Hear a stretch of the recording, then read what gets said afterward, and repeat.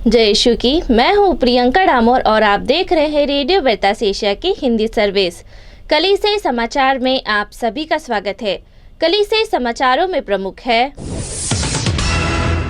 सिग्निस world Congress ने digital दुनिया में शांति स्थापित करने का आह्वान किया। संयुक्त राष्ट्र ने निकारागुआ में लोकतंत्र व कलीसिया पर हमले की निंदा की। FABC अक्टूबर में थाईलैंड में स्वर्ण जयंती मनाएगा। पाकिस्तान में हैदराबाद के धर्म प्रांत ने अपनी पहली माइनर सेमिनरी खोली। कोची में सिरो मालाबार चर्च धर्माध्यक्षीय धर्म सभा का उद्घाटन। बिशप के अधिकारों को प्रतिबंधित करने के लिए कैथलिक समूह सुप्रीम कोर्ट गया। Divine Word provincial father Petrus Kullu का निधन। कोलकाता जेवियर विश्वविद्यालय ने शिक्षक को इस्तीफा देने के लिए मजबूर करने के आरोप से इनकार किया।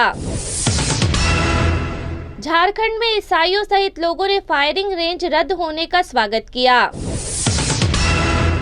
इंदौर की होली स्पिरिट सिस्टर्स ने सर्वधर्म समभाव व अनेकता में एकता का संदेश दिया।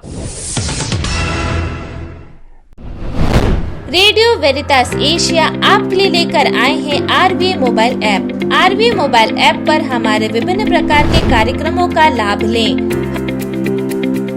हमसे जुड़े और एशियाई ईसाईयत की आवाज का हिस्सा बने। आज ही ऐप स्टोर एवं प्ले स्टोर से RVA मोबाइल ऐप डाउनलोड करें। अब जानते हैं समाचार विस्तार से। सिग्निस वर्ल्ड कांग्रेस ने डिजिटल दुनिया में शांति स्थापित करने का आह्वान किया। छठा सिग्निस वर्ल्ड कांग्रेस 2022 सोगांग विश्वविद्यालय सियोल दक्षिण कोरिया में 14 से 18 अगस्त तक डिजिटल दुनिया में शांति बनाने के लिए आयोजित किया गया था। मुख्य विषय डिजिटल दुनिया में शांति था। सिग्निस संचार के लिए विश्व कैथलिक संघ है। इस कार्यक्रम में दुनिया भर के विभिन्न देशों से 96 प्रतिभागियों और सिग्निस कोरिया के 232 प्रतिभागियों ने भाग लिया।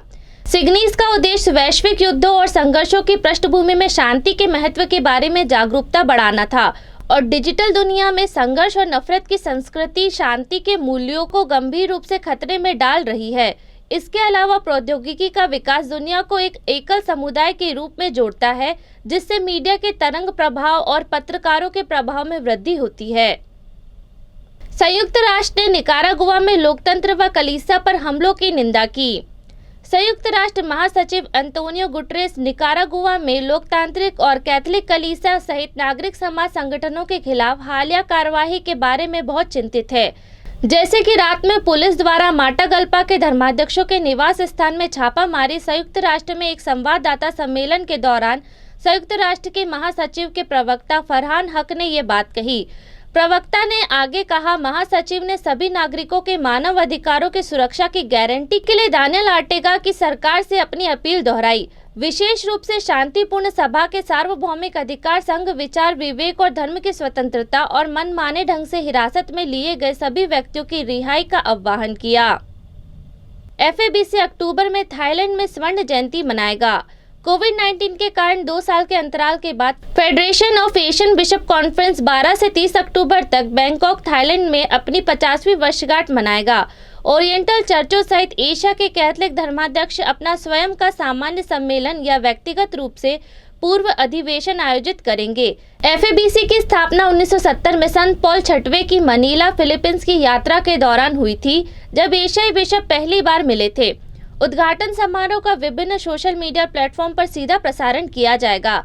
इस कार्यक्रम में 140 अधिक धर्माध्यक्ष, FABC अधिकारियों और लगभग 40 देशों के आगंतुक शामिल होने वाले हैं। पूर्ण सत्र के दौरान विभिन्न एशियाई देशों के धर्माध्यक्ष सम्मेलन गतिविधि रिपोर्ट प्रस्तुत करेंगे। पाकिस्तान में हैदराबाद के धर्म प्रांत ने अपनी पहली माइनर सेमिनरी खोली। 15 अगस्त को दक्षिण पूर्वी पाकिस्तान में कैथलिक धर्म प्रांत ने भावी पुरोहितों के लिए उम्मीदवारों को प्रशिक्षित करने के लिए एक नई माइनर सेमिनरी खोली। आर्च बिशप क्रिस्टो जखिया अल कासिस पाकिस्तान के प्रेरित न्यूंशो ने हैदराबाद सिंध प्रांत दक्षिण पूर्वी पाकिस्तान के धर्म प्रांत में सेंट बोनावेंटुरा के नए माइनर सेमिनरी का उद्घाटन किया। न्यूंशो ने कहा, हमें भगवान ने प्यार और दया के साथ अपने लोगों की सेवा करने के लिए बुलाया है। सेमिनरी गठन पवित्र और हमें सेमिनरी में जो सीखा है उसे हमें कभी नहीं भूलना चाहिए। कोची में सिरो मालाबार चर्च धर्माध्यक्षीय धर्म सभा का उद्घाटन। सिरो मालाबार चर्च के 30वें धर्म सभा का दूसरा सत्र 16 अगस्त को केरल के कोची में शुरू हुआ। धर्म सभा का यह सत्र 2 सप्ताह तक चलेगा। धर्म सभा का उद्घाटन आर्च बिशप मार जॉर्ज कार्डिनल एलन चेरी की अध्यक्षता में पवित्र मिस्सा के साथ हुआ। बाद में दोपहर में मेजर आर्च बिशप ने द्वीप प्रज्वलित कर धर्म सभा सत्र का उद्घाटन किया, प्रतीकात्मक रूप से ईश्वर की उपस्थिति का आह्वान किया। अपने उद्घाटन भाषण में कार्डिनल एलन चेरी ने सिरो मालाबार चर्च के लिए हाल की महत्वपूर्ण घटना का विवरण दिया। उन्होंने सिरो मालाबार चर्च के पिता प्रेरित संत थॉमस की शहादत की 1950वीं वर्षगांठ के संबंध में विशेष रूप से समारोह को याद किया। बिशप के अधिकारों को प्रतिबंधित करने के लिए कैथोलिक समूह सुप्रीम कोर्ट गया। केरल के कैथोलिक चर्च में सुधार के लिए काम कर रहे कैथोलिक समूह ने बिशप के अधिकारों को प्रतिबंधित करने के लिए देश की शीर्ष अदालत से मदद मांगी है। कैथोलिक एसोसिएशन के रूप में पंजीकृत केरल के कैथोलिक चर्च रिफॉर्मेशन मूवमेंट चाहता है कि बिशप केवल अपने विश्वासियों की आध्यात्मिक जरूरतों को पूरा करे और कलीसिया के अस्थायी गुणों का प्रबंधन न करे।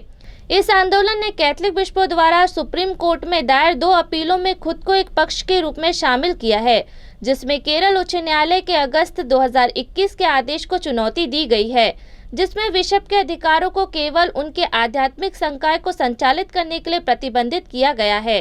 केरल उच्च न्यायालय ने माना था कि कैथोलिक बिशपों को उनकी विहित शक्तियों के बावजूद उनके धर्म प्रांत की भूमि संपत्ति को अलग करने का कोई अधिकार नहीं था, क्योंकि उनकी शक्तियां धार्मिक और आध्यात्मिक मामलों तक ही सीमित है।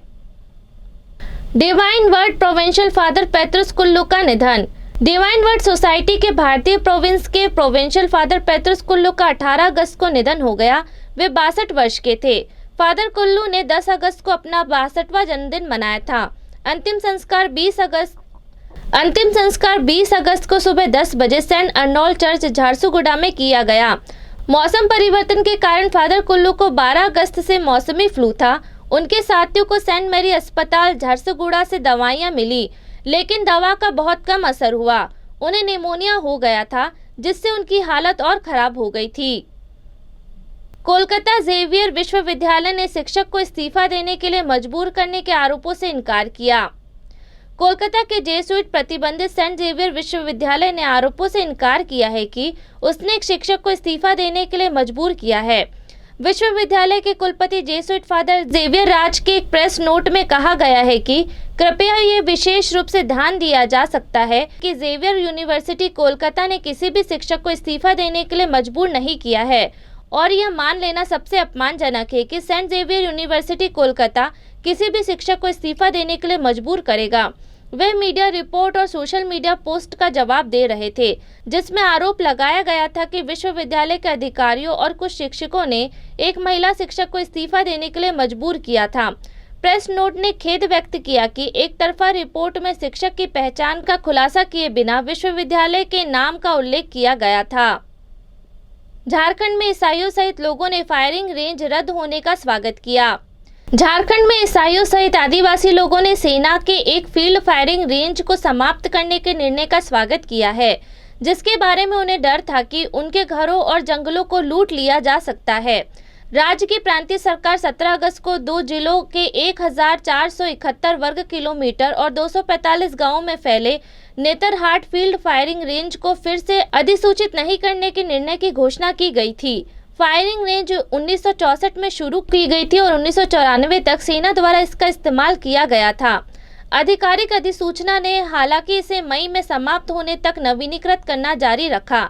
स्थानीय आदिवासी लोग संघीय सरकार से आशंकित थे और सेना की आधिकारिक फायरिंग रेंज में गतिविधियों को फिर से शुरू करने के लिए उन्हें उनके घरों और जंगलों से बेदखल कर सकते थे। कार्यकर्ता का कहना है कि परियोजना 245 गांवों में 2 लाख से अधिक आदिवासी लोगों को विस्थापित कर सकती थी, लेकिन जनजाति समुदाय के कड़े प्रतिरोध के कारण सरकार को कार्यवाही टालनी पड़ी। इंदौर की होली स्पिरिट सिस्टर्स ने सर्वधर्म समभाव व अनेकता में एकता का संदेश दिया। पवित्र आत्मा सेविका संघ के सिस्टरों द्वारा संचालित विश्वास समाज सेवी संस्था इंदौर RNT मार्ग श्रीनाथ एवेन्यू के परिसर में दिनांक 19 अगस्त को सर्वधर्म समभाव व अनेकता में एकता का सुंदर संयोजन देखने को मिला। जिसमें राखी, आजादी का 75वां अमृत महोत्सव एवं श्री कृष्ण जन्म उत्सव एक साथ विश्वास के गरीब परिवारों के सदस्यों के साथ मनाया गया। कार्यक्रम में 38 महिला, 15 पुरुष, 30 बच्चे सम्मिलित हुए। सुंदर सजावट एवं संगीतमय माहौल में बच्चों एवं युवाओं ने नृत्य प्रदर्शन किया।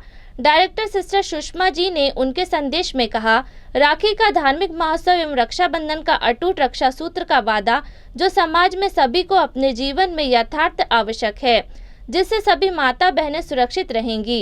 इसी के साथ कलीसिया समाचार समाप्त हुए।